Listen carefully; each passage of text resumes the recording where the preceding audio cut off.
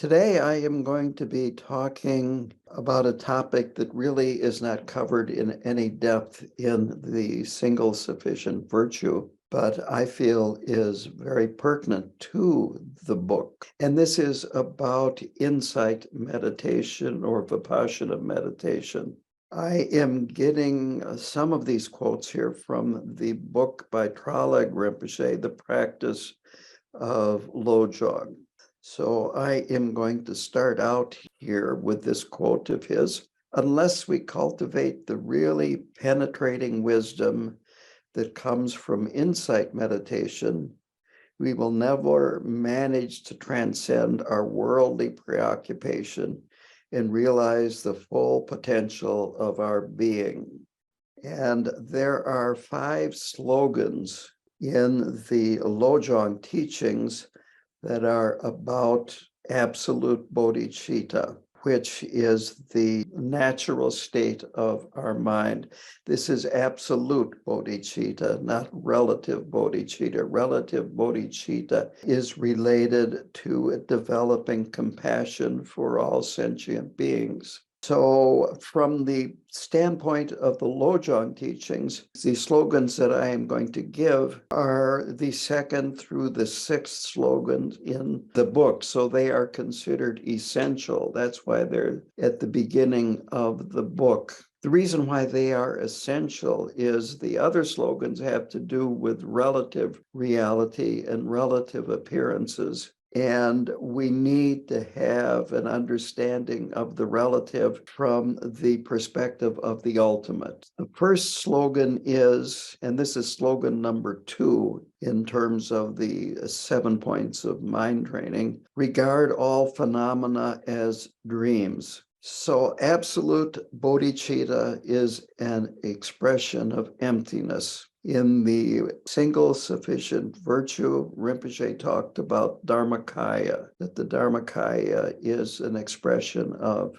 emptiness. Emptiness has no self-existence, there is no substantiality, there are no characteristics. Underlying this, of course, is impermanence. Things don't last, and if they don't last, how can they have these characteristics that don't last? And self-existence, if it can't keep itself into existence because of impermanence. On the other hand, if everything had an unchanging essence, how could anything end? Why would anything disappear? How could anything new appear? It would just be more of the same old, same old, same old. Maybe Groundhog's Day all over again every day.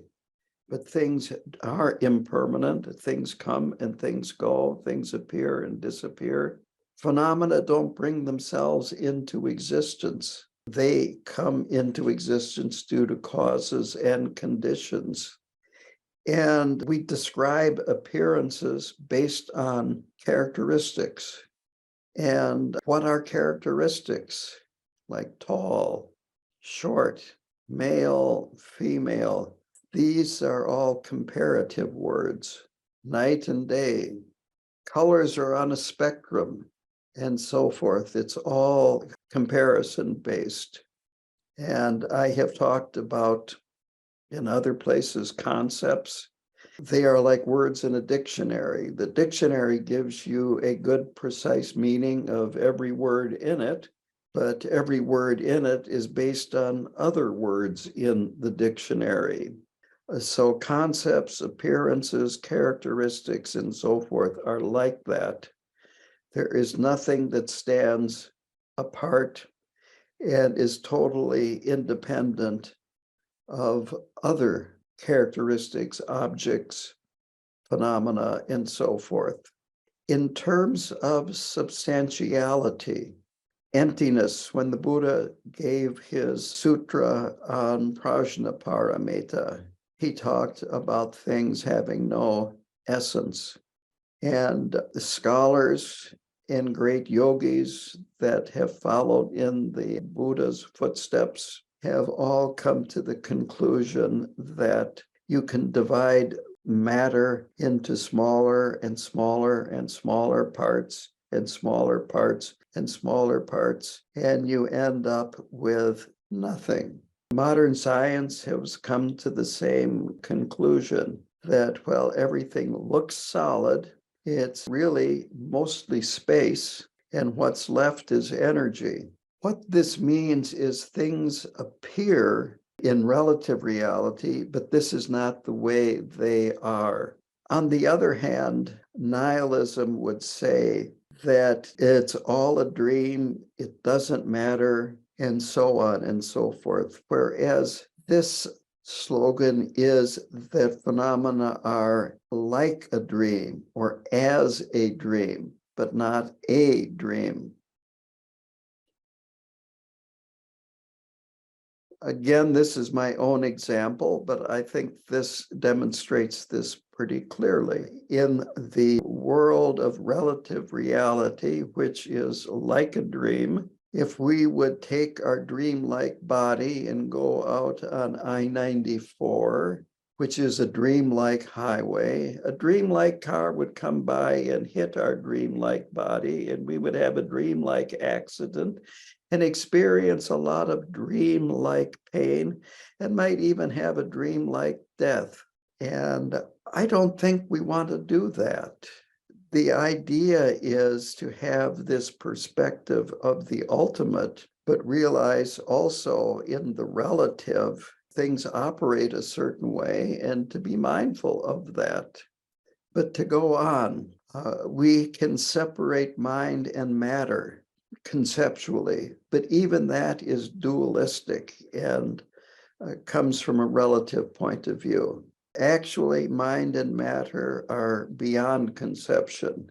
They're beyond being the same and different. So this absolute bodhicitta, or absolute nature of mind, is, quote, "It is not a thought, feeling, or sensation. It is the vast, ever-present, luminous clarity of the nature of mind." And from that luminous clarity radiates compassion. There's no contradiction between compassion in the relative world for others and emptiness in the ultimate, bodhicitta, or ultimate nature. When we combine compassion with wisdom, it is liberating. It helps us understand our relationships with others, with the world. And this is really no different than what Rinpoche has said in Single Sufficient Virtue. In a way, this is a little repetitive. Now, Traleg Rinpoche asks this question, quote, "How does regarding phenomena as a dream facilitate development of genuine compassion?" The answer is that all our misery comes from mental fixation, and viewing phenomena as dreamlike will help us relinquish our fixation on the world. End quote. If we don't weaken this fixation, being caring, being loving, considerate, being courteous to others, being compassionate, none of this will really bear fruit, and we will not be fundamentally transformed. This is why it is important to have this perspective of ourselves being dreamlike, our experience being dreamlike, and phenomena and others being dreamlike. Here is a quote from Shanti Deva from the Bodhisattva's Way of Life. Quote, "When doing virtuous acts beyond reproach to help ourselves or for the sake of others, let us always bear in mind the thought that we are selfless like an apparition." So seeing phenomena as dreamlike, it frees us from fixation and opens us up to compassionate responses to all beings and not just a few. Finally, everything is in a state of flux. Everything is always changing. And when we try to solidify the moment, it's like a photo of a waterfall. The Kadampa masters, where these 7 points of mind training originate, would say, quote, It's like trying to scoop up water with a net, end quote. So the point of trying to fixate and solidify things is like trying to scoop up water with a net. So that is slogan number 2. Slogan number 3 is examine the nature of unborn awareness. So this is about examining our mind itself. The first slogan was about the insubstantiality of phenomena and the world of appearances. This unborn awareness is devoid of content. It's devoid of subject-object. It's absolute bodhicitta. It is not thought. It's not feelings. It's not concept. It's not sensations that we could have, bodily sensations, mental sensations. And it's not about experience that we're having or have or might have. It is experience, but is experience beyond time and beyond space. Quote, this unborn awareness is our innate wisdom mind. The Sanskrit is jnana, J-N-A-N-A. You're very familiar with the Tibetan word for this innate wisdom. It's yeshe. To go on with the quote, which enables us to apprehend the ultimate reality of emptiness. Here, ultimate reality and wisdom are the same. It's different terms for the same. Ultimate reality of emptiness, yeshe or innate wisdom, is the same as emptiness. Here is a quote by Jamgon Khantrul, the first, and this comes from The Great Path of Awakening, which was a book that he wrote in the 19th century, the latter part of the 19th century, that explained the 7 points of mind training. Quote, since mind has no origin, it has never come into existence in the first place. It is not located anywhere inside or outside the body. Finally, the mind is not some object that goes somewhere or ceases to exist. By examining and investigating the mind, you should come to a precise and certain understanding of the nature of awareness, which has no origin, location, or cessation, end quote.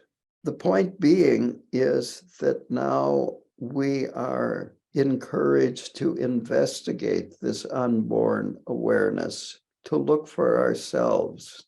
I did not mention this at the beginning, but in order to do this insight meditation, we need to have a calm, stable mind, which is achieved by doing shamatha meditation over a period of time and developing this mental stability. Simply put, taming our mind so that it behaves and is stable enough where we can do these investigations, looking into our mind, looking into phenomena, and so forth. So this is not a beginning practice, that even doing this, examining the unborn nature of mind, requires a lot of practice before you are able to do this and expect to have results. To continue here, this is a close examination of mind, a close examination of our thoughts, our emotions, our moods, looking at our mental dispositions, our habits, really getting to know ourselves very well, seeing how our mind works. And as a result, we start to discover things. We start to discover that there's a lot of smoke and mirrors going on in our mind. What we think is happening is not what is happening, that we are doing a lot of projecting and embellishing and adding to our experience. Another example, this is my own example, it's a bit like a house of cards. You know what I'm talking about? You put the cards this way and then you put some more on top of them that way and they stand up and you can keep going up and you can go on sides. and build quite an elaborate structure. But if you take one card, one crucial card out at the bottom, the whole thing falls apart. And this kind of insight examination, we start seeing that what we think is really solid is just based on a house of cards. That if you take out one part that we are assuming to be true, and it isn't true, the whole thing falls down, falls apart. We see that there's actually nothing going on other than a lot of mental gymnastics and agitation. We can peel away layer upon layer and layer and layer and get down, and we find that there's just bare awareness there. And again, this bare awareness is absolute bodhicitta. You get to the point where you can't even call it bare awareness. You can't even call it absolute bodhicitta. You realize it's just a label.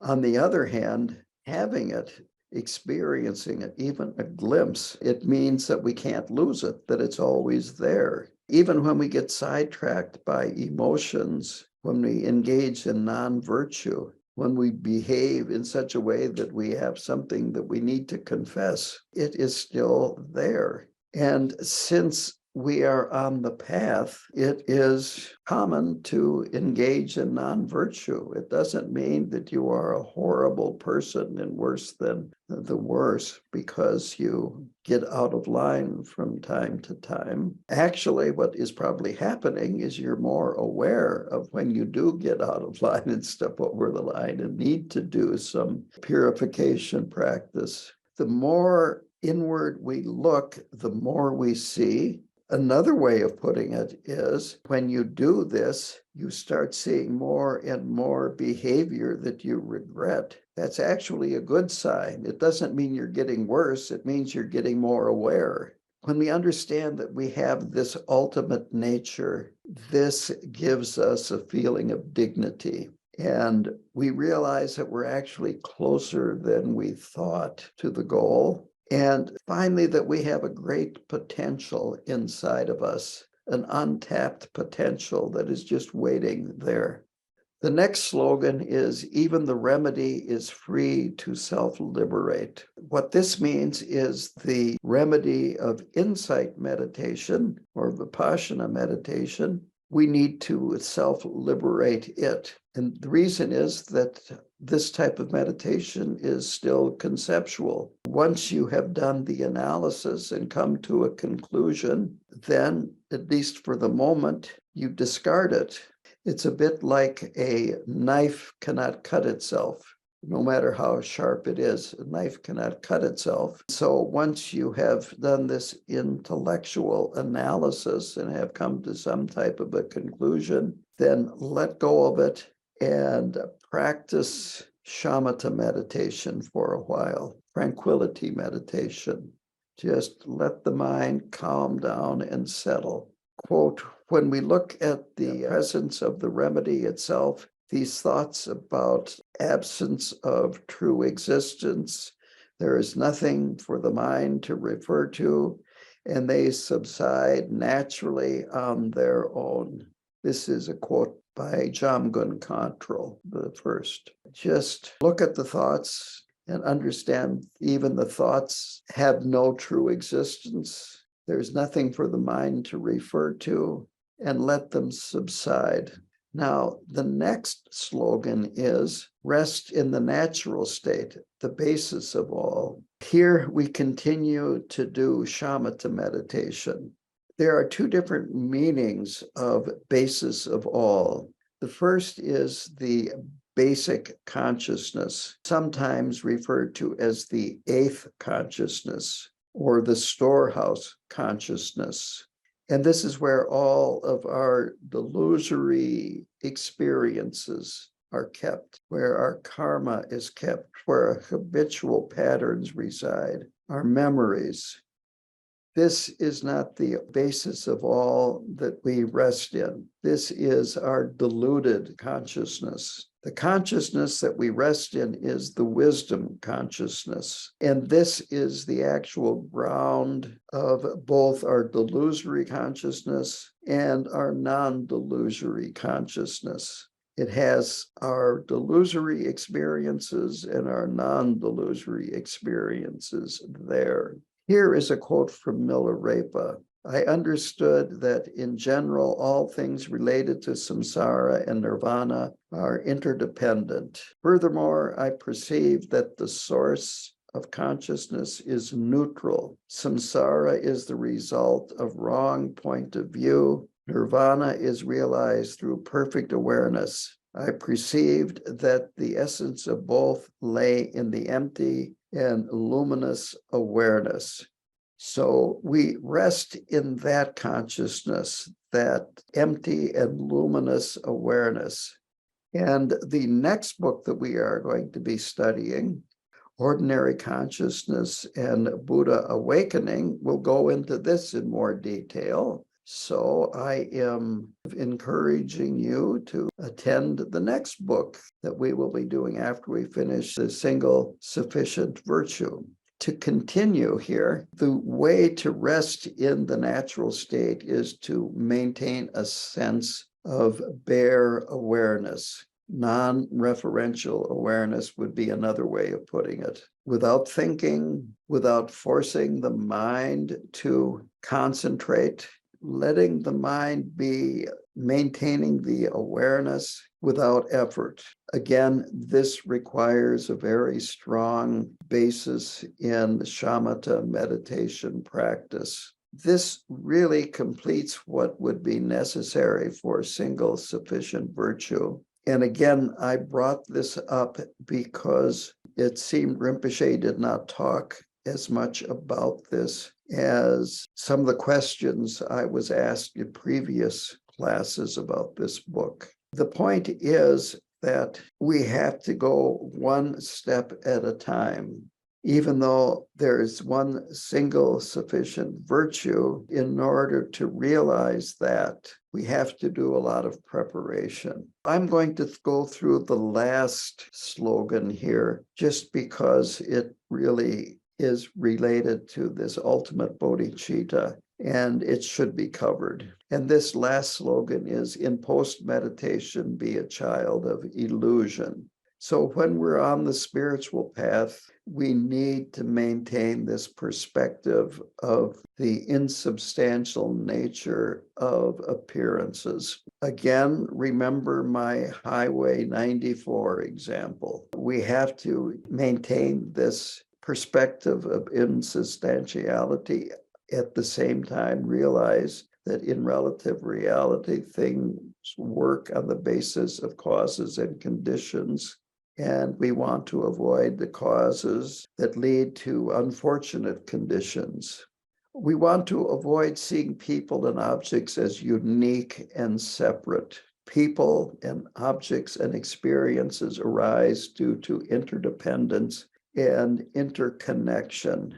We also have to realize, even though we may have very lofty aspirations, we also have a lot of instability, and at times our aspirations degenerate into feelings that are very self-centered, where we may get angry, resentment may arise, we could get depressed, we may feel self-pity for ourselves. So the point is, don't take yourself and life so seriously. By maintaining an attitude of a child of illusion, like you're watching a magician and you know that you're watching a magician, but still, how did he do that trick? Have that kind of an attitude.